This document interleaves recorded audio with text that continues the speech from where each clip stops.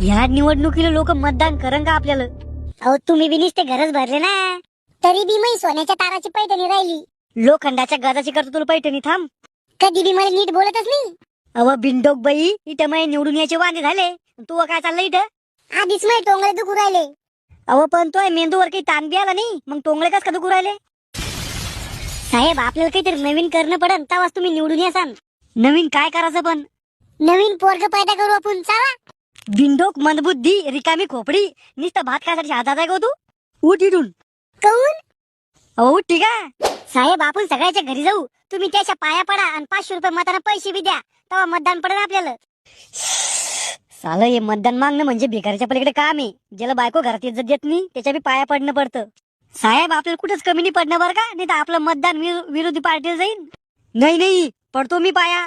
वाटलं तर पाय चाटीन मी लोकायचे, पण मतदान आपल्यालाच पाहिजे.